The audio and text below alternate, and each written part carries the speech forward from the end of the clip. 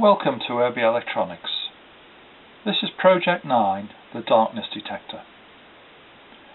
The resistance of the light-dependent resistor changes as the light level decreases at dusk. This gradually switches on the white light-emitting diode. Here, a piece of black tape is used to simulate what happens when darkness falls.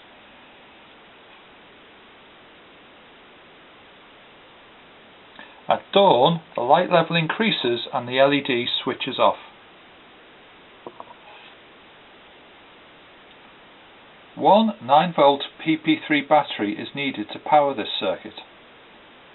More information is available on the website.